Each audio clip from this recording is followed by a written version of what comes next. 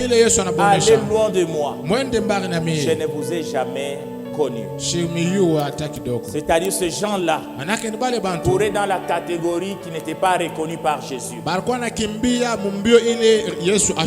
Cher bien-aimé dans le Seigneur, tu dois te situer. La Bible nous dit ceci. Dans 1 Corinthiens 12, le verset 28 à 30. 1 Corinthiens 12, les versets 28 à 30. La Bible dit: et Dieu a établi dans l'église premièrement les apôtres,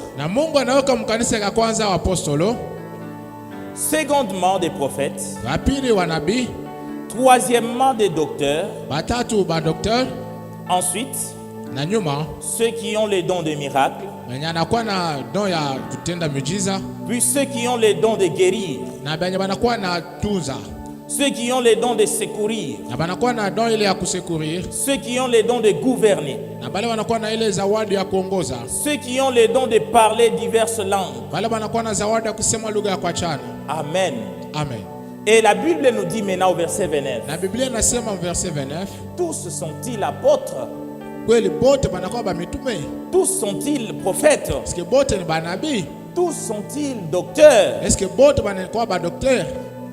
Tous ont-ils les dons de miracles? Tous ont-ils les dons de guérison? Tous parlent-ils en langue? Tous interprètent-ils? Amen, bien-aimé. Amen. Voilà ce qui se passe dans la course avec les enfants de Dieu. Dieu a établi les gens. On dit dans l'église, il commence premièrement par les apôtres. Il suit les prophètes et les docteurs. Et il y a d'autres qui ont d'autres dons. Mais tous ne font pas le même ministère. Amen, bien-aimé. C'est-à-dire Dieu même dans l'église, il a mis des catégories de gens. Mais ce qui est dommage aujourd'hui, il y a plusieurs de ces chrétiens-là qui se concentrent dans la catégorie qui n'est pas les leurs. Amen. Peut-être tu es là, tu cours, tu es en train de courir dans la catégorie des prophètes, alors que tu n'es pas prophète. À la fin, tu peux arriver jusque devant le Seigneur, tu termines la course, et tu ne seras pas couronné. Amen. Parce que tu as couru dans une catégorie qui n'était pas ta catégorie. Dieu allait te demander des comptes et te récompenser selon un apôtre. Mais toi, tu t'es concentré sur les dons de gouverner. Tellement que tu voulais diriger les gens, tu t'es concentré sur ça.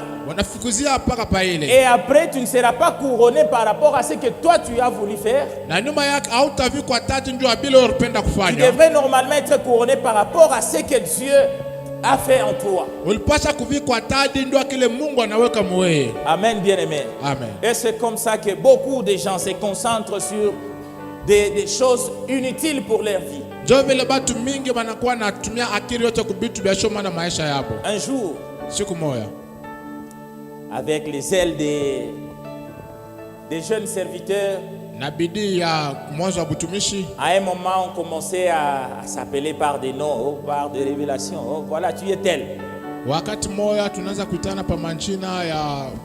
Et on commençait à m'appeler apôtre. Apôtre. Un jour, le pasteur a écouté ça. Maintenant, il m'a demandé: qui t'a fait apôtre? Non, moi c'est comme ça que j'ai vu la révélation. Il a dit: frère, arrête ça. Concentre-toi sur l'essentiel. D'ailleurs, tu n'es pas apôtre. C'est là qu'il va dire autre chose que ce que moi je pouvais penser. Ile inasema kitu ingine ya kuachana bila nilikuwa nawazia. Amen, bien-aimé. Amen. Et ils sont nombreux qui sont comme ça. Na kuko ba mingi beko vile. Comme moi à l'époque. Donc toi là déjà tu te mets déjà dans ta tête que tu es pasteur. Toi tu te dis déjà que tu es chanteur. Toi tu te dis que tu es protocole.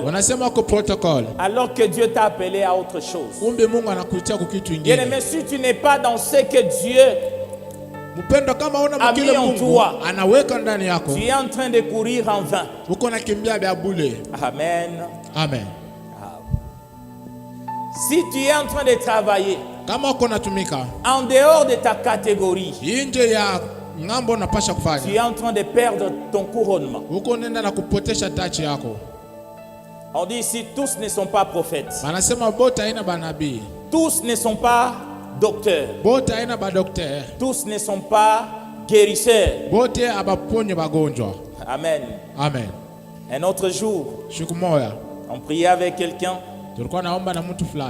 Comme on imposait les mains, c'est pas aussi l'esprit qui lui a poussé. Il se lève aussi là-bas, il vient, il impose les mains. Et lorsqu'il a imposé les mains, on lui a frappé quelque chose.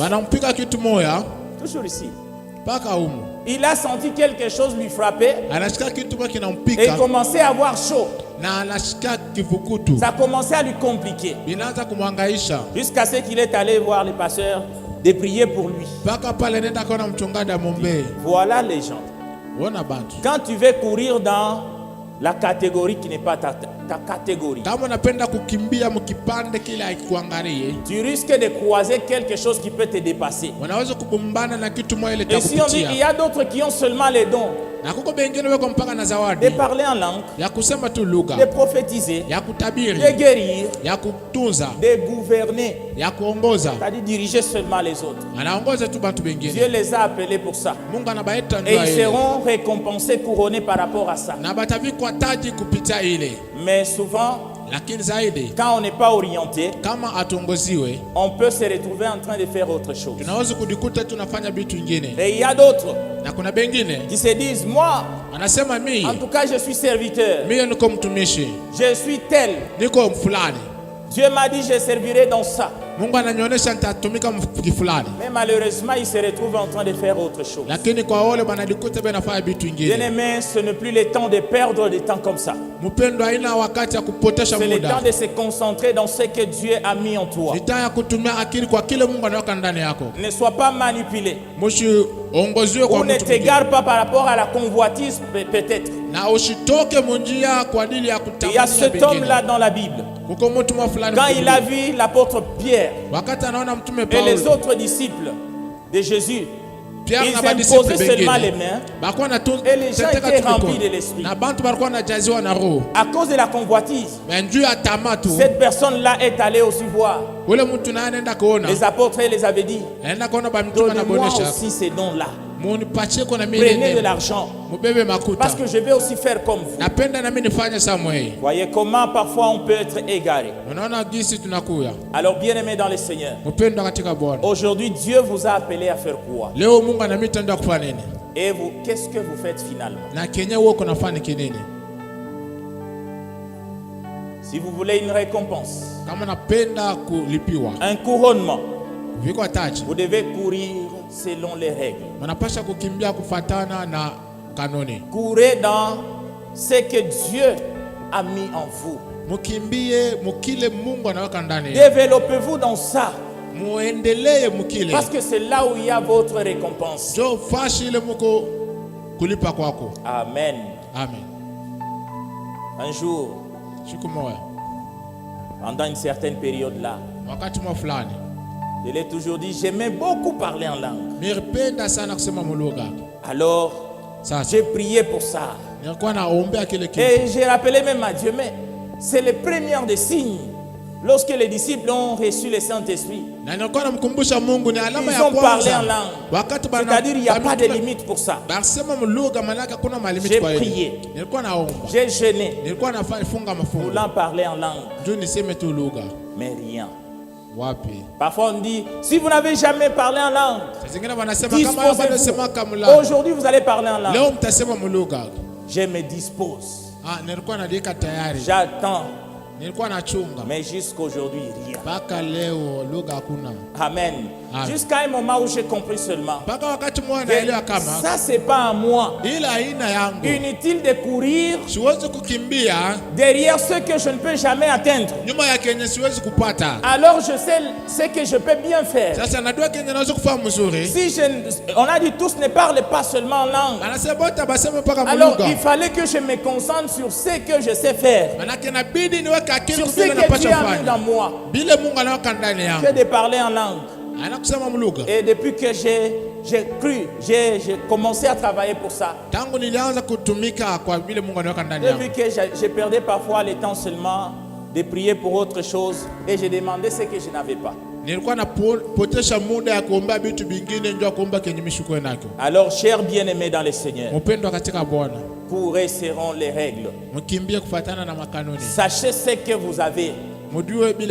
Sachez ce que Dieu a mis en vous et travaillez par rapport à cela. Ne fournissez pas beaucoup d'efforts dans ce qui est inutile. Tu sais que Dieu t'a appelé pour chanter. Est-ce que tu chantes pour Dieu? Peut-être si tu te gardes dans la sainteté, tu peux aller au ciel. Mais lorsqu'il sera le moment des couronnements, tu perdras ta couronne. Dieu t'a appelé pour être intercesseur. Est-ce que c'est là où vous travaillez? Vous vous retrouvez en train de faire autre chose. Le jour où Jésus viendra couronner les athlètes qui sont arrivés au point fixé, vous perdrez votre récompense. En termes de récompense, il vous dira ce jour-là, allez loin de moi. Je ne vous ai jamais connu dans ça. Amen. Amen. Dieu vous a appelé à évangéliser. Est-ce que c'est ce que vous faites? La récompense est là. Courez de manière à remporter les prix. Au lieu de rester dans ce qui est inutile pour vous. Dieu en mettant les dons dans chaque personne, il savait pourquoi. Et c'est très utile pour toi et pour plusieurs. Et maintenant, lorsque tu ne travailles pas sur ça, tu ne seras pas couronné. Ainsi cette parole risque de s'accomplir sur toi. Amen. Amen. Est-ce qu'on peut acclamer pour Dieu?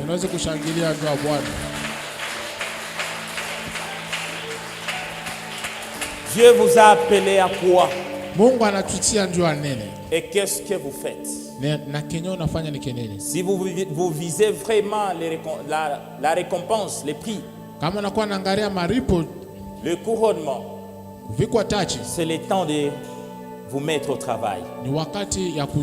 C'est le temps de servir Dieu dans ces domaines-là. Ne perdez plus le temps. Ne faites pas comme Jonas. Jonas, Dieu lui a situé quelque part. Et lui a décidé de fuir. Il se croyait intelligent et très rapide. Il a pris le premier bateau qui s'est présenté. Il a commencé à fuir. Mais il a perdu seulement le temps.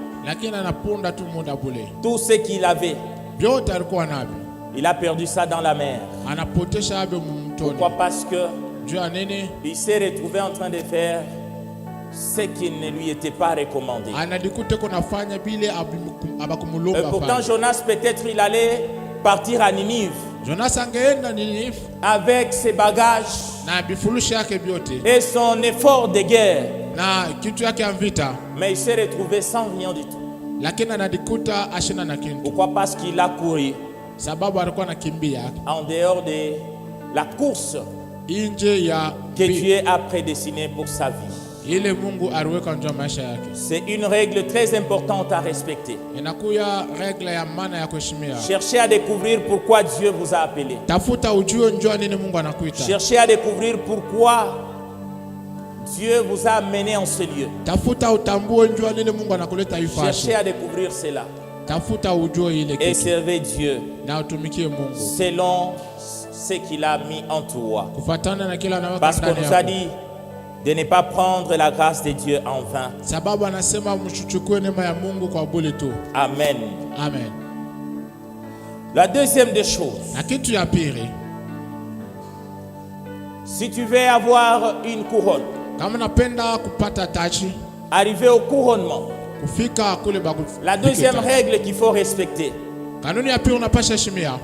si tu vises la couronne, c'est faire une œuvre de qualité. Amen. Amen. L'œuvre de qualité. Dans ce que tu fais, tu dois avoir vraiment la qualité. Ça doit être vraiment des meilleurs résultats. C'est ce qui va amener au couronnement. C'est pas seulement parce que tu sers Dieu que tu seras couronné. Mais tu seras couronné, c'est par rapport à la qualité de ton œuvre. Amen. La qualité de ce que tu fais. Ils sont nombreux qui servent Dieu, mais avec une qualité médiocre de l'œuvre.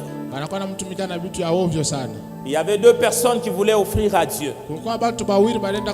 C'était Caïn et son frère Abel. Tous voulaient offrir à Dieu. Et chacun d'eux a pris une offrande qu'il voulait donner à Dieu. Mais de ces deux offrandes-là, Dieu avait agréé une offrande. Et le même Dieu a refusé aussi une autre offrande. Amen, bien-aimé. Et pourquoi il a refusé l'autre offrande? Et pourtant c'était une offrande de bon cœur. C'est pas Dieu qui leur avait demandé d'offrir. Mais c'était eux qui avaient eu seulement ce besoin-là de rendre grâce à Dieu. Mais dans ce qu'ils ont fait là, malgré que Dieu ne les avait pas poussés, Dieu a regardé la qualité. Et c'est comme ça qu'il a agréé une offrande. Et il a rejeté une autre. Amen, bien-aimé. C'est-à-dire lorsque nous sommes dans la course, nous visons le couronnement. Nous devons regarder à ce que nous sommes en train de faire. Est-ce qu'il y a vraiment la qualité? Est-ce que c'est agréable à Dieu? Parce que la couronne n'est pas donnée à tout le monde. Dans 1 Corinthiens 9, le verset 24, la Bible nous dit: ne savez-vous pas que ceux qui courent dans les stades courent tous? Ne savez-vous pas que ceux qui courent dans les stades courent tous, mais qu'un seul remporte le prix? Courez de manière à les remporter. Amen. Vous pouvez être nombreux, bien-aimés. Plusieurs serviteurs, plusieurs personnes qui viennent au culte, plusieurs personnes qui viennent prier. Mais pour être agréable et accepté par Dieu, ça dépend de la qualité de ce que vous rendez à Dieu. Amen. Amen. Il dit, ils sont nombreux qui courent dans les stades, tous avec les mêmes objectifs. Comme on nous avait parlé de l'objectif, l'objectif c'est de remporter les prix. Mais malgré qu'ils soient tous dans la course, d'autres sont éliminés. Et il y a un seul qui remporte les prix. Et on vous dit maintenant, vous courez de sorte à remporter ces prix-là. Amen. Et ça, c'est dans la qualité. La qualité de ce que vous faites pour Dieu. Ça fera que vous soyez récompensés. Et voyons encore dans 1 Corinthiens 3, le verset 12. La Bible dit: or, si quelqu'un bâtit sur ses fondements avec de l'or, avec de l'argent, des pierres précieuses, du bois, du foin, du chaume, l'œuvre de chacun sera manifestée. Au verset 14, il dit: si l'œuvre bâtie par quelqu'un sur les fondements subsiste, il recevra une récompense. Il recevra une récompense. Si l'œuvre de quelqu'un est consumée, il perdra sa récompense. Pour lui, il sera au moins sauvé, mais comme au travers du feu. Amen. Quelle est la qualité de ce que vous faites pour Dieu? Vous pouvez venir au culte, c'est bien. Mais est-ce qu'en venant au culte, vous êtes vraiment agréable à Dieu? Ils sont nombreux aussi de ces chrétiens-là qui sont rejetés de Dieu. Dieu vous rejette dans sa présence. Vous êtes là en train de prier, en train de chanter, en train de prêcher, en train de louer. Mais c'est même dans cette activité-là que Dieu se détourne de vous, parce qu'il ne voit pas la qualité en vous. Amen. Il dit: les prières des injustes, c'est même une abomination devant Dieu. Tu peux même fournir beaucoup d'efforts. C'est même dans ta prière là que tu trouves une abomination. Dieu trouve une abomination dans cette prière. Et vous ne pouvez rien recevoir de Dieu comme ça. Alors comment on vient à Dieu? Comment on sert Dieu? Comment nous courons? Est-ce qu'on court pour courir seulement? Soit parfois on vient à l'église pour venir seulement, pour qu'on soit vu. Ou on sert Dieu pour être vu seulement. Au moins on n'a pas arrêté, on n'a pas abandonné. On est là. Mais dans ce que nous faisons, Dieu ne trouve rien de bon. Pour des personnes comme ça, il n'y aura pas de récompense, bien-aimée. Amen. Amen. La qualité dans l'œuvre que nous faisons pour obtenir la couronne. Alors, pour avoir cette couronne, il faut qu'il y ait une bonne manière de courir. Et cette qualité-là est dans Philippiens chapitre 3. Les versets 13 et 14.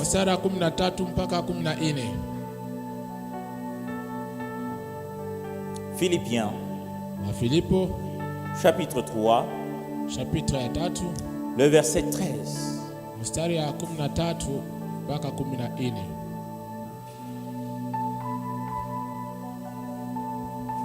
La Bible dit: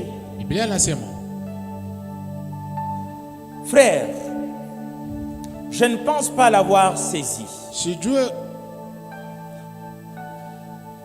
mais je fais une chose, oublions ce qui est en arrière et me portant vers ce qui est en avant. Je cours vers un but pour remporter les prix de la vocation céleste de Dieu en Jésus-Christ. Amen. Ici, c'est l'apôtre qui dit: il ne pense pas arriver déjà. Il n'a pas encore saisi les prix. Mais il dit une chose. Il fait une chose. En courant, il se concentre sur ce qui est devant. Et ne se concentre pas sur ce qui est en arrière. Amen. Alors il dit, c'est pourquoi il court vers un objectif afin de remporter les prix. C'est ça la qualité dans la course. C'est ce qui fera que nous puissions remporter les prix. L'apôtre dit une chose. Si je cours vers un objectif. Mais en courant, je ne me concentre pas sur ce qui est en arrière. Mais je me concentre sur ce qui est devant moi. C'est la meilleure des choses à faire. Parce que beaucoup de chrétiens bien-aimés, dans leur course avec le Seigneur vers la couronne, dans leur marche, ils arrivent à un niveau où ils commencent plus à se concentrer sur ce qui est derrière eux, sur ce qui est déjà fait. Et ils commencent à dire, nous avons assez servi Dieu. J'ai déjà assez travaillé. Et maintenant, je peux me reposer. Je peux laisser aussi aux autres. Si tu cours de cette manière-là, bien-aimé, tu ne peux jamais remporter les prix. Tu n'auras pas de couronnement. La meilleure façon de courir pour remporter la couronne, c'est de courir sans regarder sur ce qui est derrière toi. Ne regarde pas sur ce qui est déjà accompli, mais regarde à ce qui reste accompli et cours vers cet objectif-là. Continue la marche, continue, fonce, avance, cherche à saisir ces prix-là. C'est là que Dieu te trouvera agréable. Parce que Jésus lui-même est en train de dire, si quelqu'un met la main à la charrue et regarde en arrière, il n'est pas digne de lui. C'est-à-dire, si on suit Jésus, si on court vers un objectif, on ne doit pas regarder sur ce qu'on a laissé derrière nous, mais on doit se concentrer sur ce qui reste à faire jusqu'à remporter la couronne. L'apôtre dit, je ne dis pas que je l'ai déjà saisi. Non. Mais je fais une chose. Dans ma course, ce que je fais, je me concentre sur ce qui est devant moi. Et je ne regarde pas sur ce que j'ai déjà laissé dans le passé. Mais beaucoup de chrétiens aujourd'hui vivent dans le passé. On a prié. On a assez servi. Ça fait longtemps. On a été tellement à l'église. On était trop à l'église. Non, non. Parfois aussi il faut équilibrer. Si cette histoire-là commence à te venir en tête, bien-aimé, c'est-à-dire tu n'es plus digne devant Dieu. Tu commences à perdre ta récompense. La récompense est en train de filer et tu ne l'auras pas. La meilleure façon de courir, il faut regarder sur ce qui est devant. Concentre-toi sur ce qui reste à faire. Parce que si tu te retournes en arrière, tu n'es plus digne de Jésus. Tu ne vas plus plaire à Jésus. Et comme ça, tu vas perdre aussi ta récompense. Amen. Amen. Est-ce qu'on peut acclamer pour Dieu?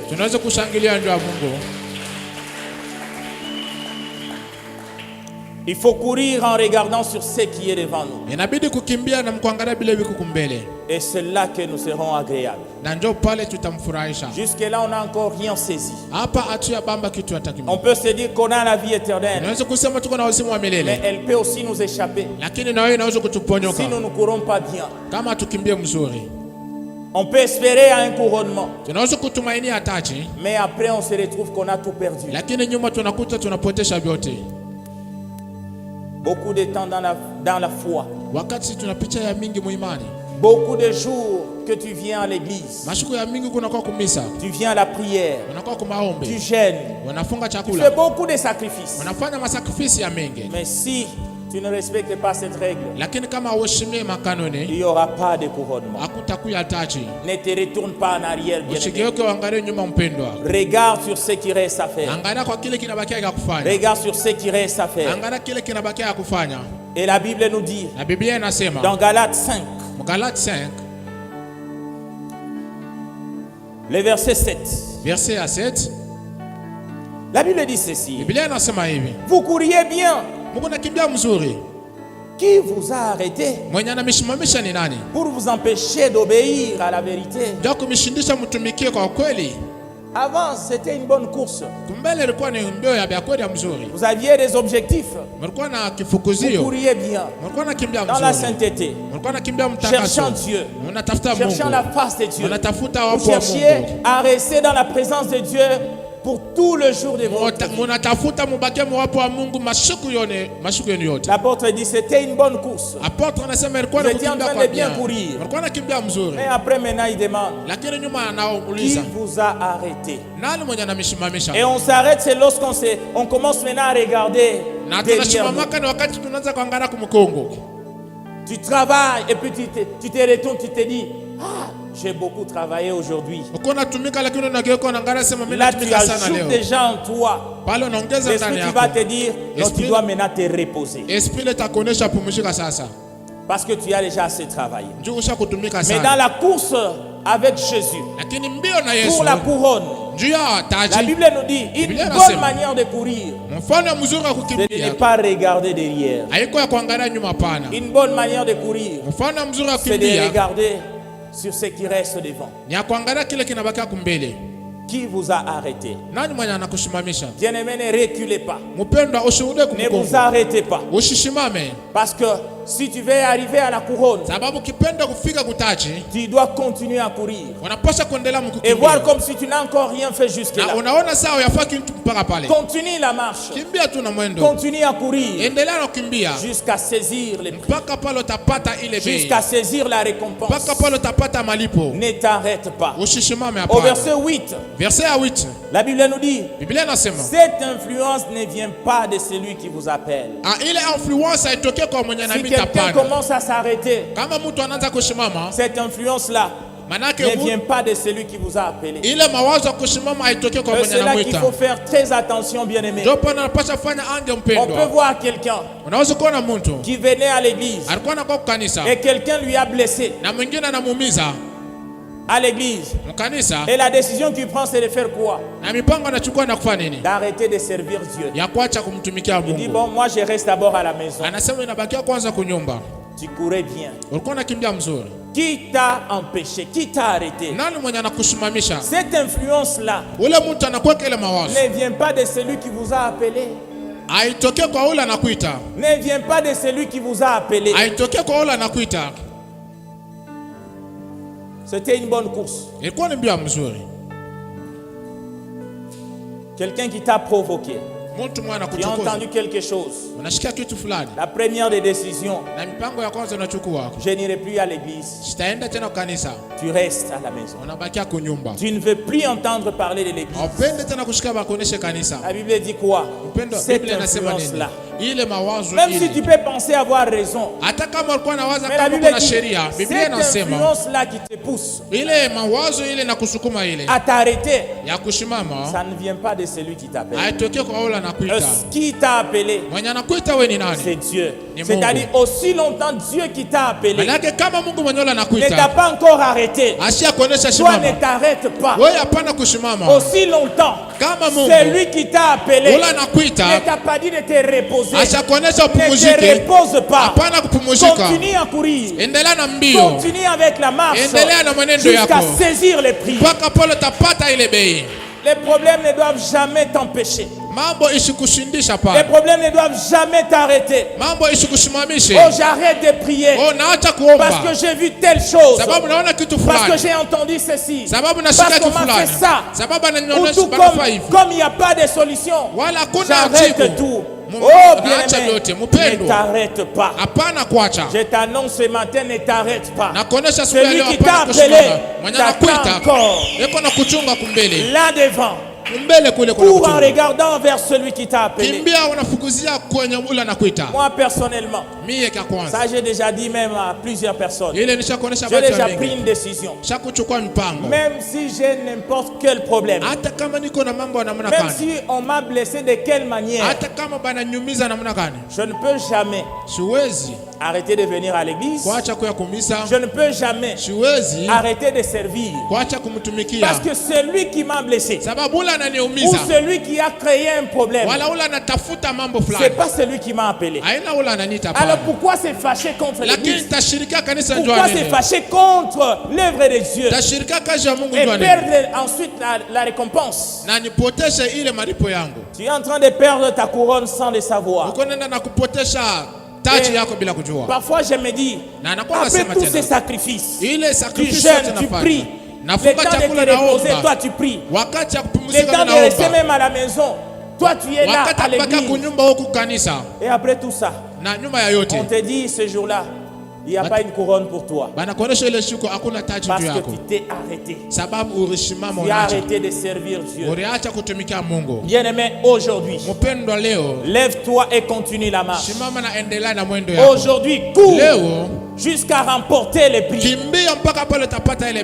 tu priais et tu t'es arrêté, non, jusque-là tu n'as pas encore de solution. Continue à prier jusqu'à avoir des solutions. Continue à demander à Dieu jusqu'à voir le changement. Il faut saisir les prix. C'est ce qu'on va présenter un jour. Que non, voilà. Les dieux là que je cherchais, regardez maintenant aujourd'hui. J'aime l'attitude de la maman de Samuel. Elle était mortifiée par sa rivale. Mais elle montait toujours au temple. Toujours au temple. Elle était là, elle pleurait, elle priait. Et c'est là même que le plus grand serviteur du temple va venir blesser le cœur de cette femme. Et dit, toi tu ne vas pas arrêter avec ton ivresse là. Même dans la présence de Dieu, c'était dur. Mais elle a pris la décision de ne pas se fâcher. Elle a dit que non, ta servante n'est pas ivre. Mais c'est l'amertume du cœur. Elle a continué. Et lorsque l'homme de Dieu a vu ça, il a dit, rentre en paix. C'est ce jour-là qu'elle a eu des réponses à ses problèmes. Ne t'arrête pas, bien-aimé. Ni les anges, ni la maladie, ni les choses présentes ne pourront nous séparer de l'amour de Dieu. Amen. Est-ce qu'on peut acclamer pour Dieu?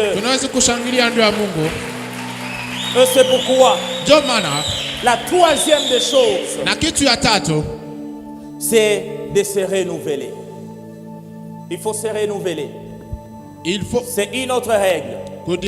Si nous voulons arriver à remporter les prix, non seulement on ne doit pas s'arrêter, mais on doit aussi se renouveler. On doit aussi se renouveler. Il nous arrive parfois, nous nous fatiguons. Il nous arrive parfois, nous regardons comme si les choses de Dieu traînent. Les réponses de Dieu traînent. Mais si nous voulons avoir la récompense, nous devons arriver à nous renouveler dans notre course. Et la Bible nous dit ceci. Quant à ça, la Bible nous dit dans Ésaïe 40. Ésaïe 40. Les versets 31. La Bible dit ceci. Mais ceux qui se confient en l'Éternel renouvellent leur force. Ils prennent le vol comme les aigles. Ils courent et ne se lassent point. Il marche et ne se fatigue point. Amen. C'est-à-dire on doit arriver à nous renouveler. Vous savez, jusque là vous avez couru. Vous commencez à vous sentir fatigué. Mais je vous dis ceci aujourd'hui. Là où vous vous sentez fatigué, prenez ça seulement comme une mi-temps. La partie ne fait que commencer. Il y a une autre mi-temps. Vous devez continuer. Et c'est comme ça, pour continuer, il faut se renouveler. Si tu ne te renouvelles pas dans ta marche, bien-aimé, si tu ne te renouvelles pas dans ta course, tu risques de tomber avant d'arriver. Alors on dit ceux qui se confient en l'Éternel, ils se renouvellent. La force diminue, mais ils renouvellent leur force pendant qu'ils marchent. Et pendant qu'ils marchaient, c'était les pieds qui étaient fatigués avec la marche. Mais cette fois-ci, avec le renouvellement, qu'est-ce que Dieu fait? Il les donne les ailes.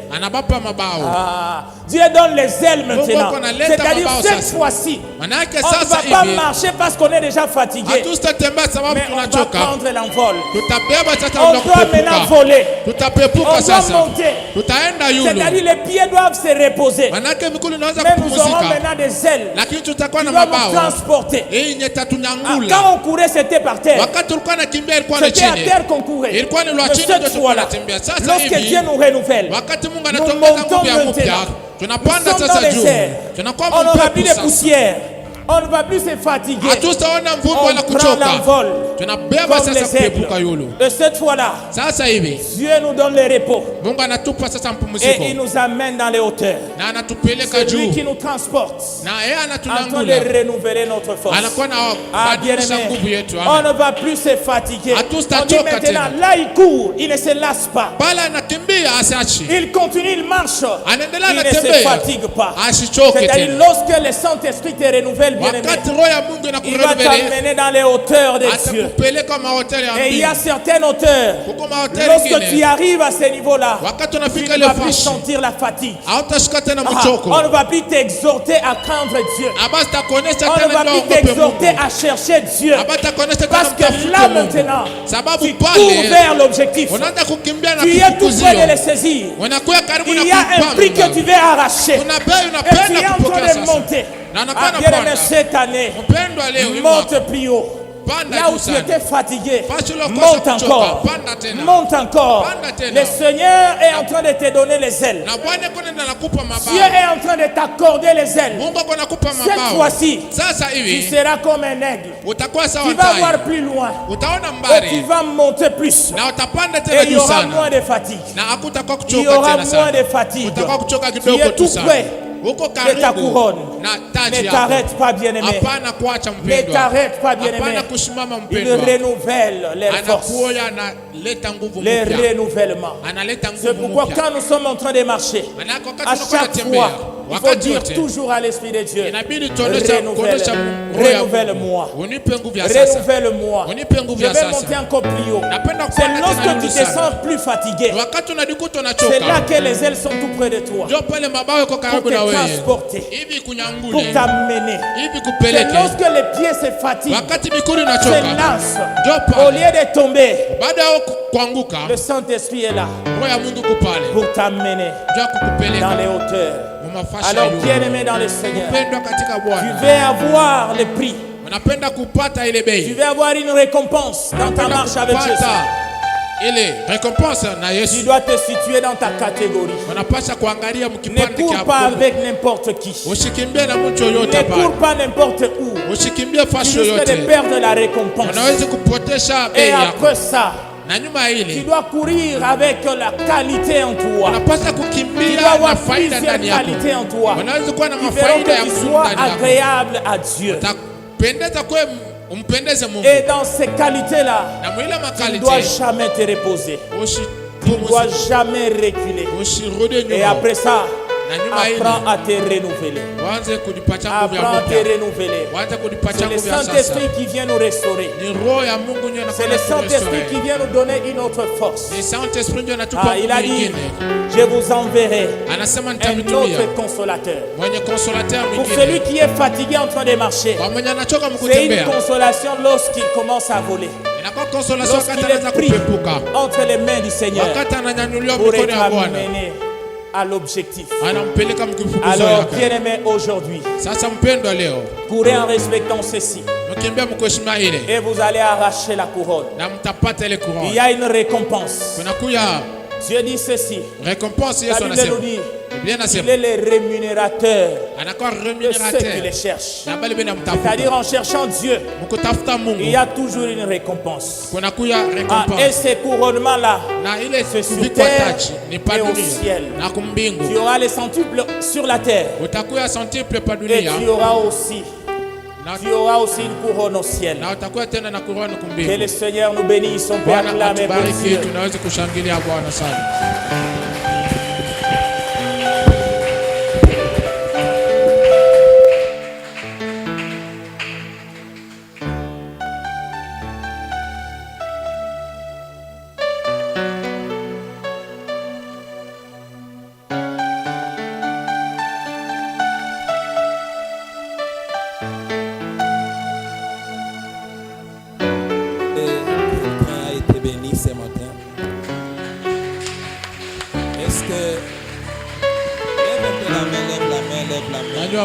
Nyanyua mkono. Nyanyua. Shangilia Bwana. Amen. Amen. Qu'est-ce que vous avez retenu? Kenyine kile unabamba. Premier point. Point ya kwanza.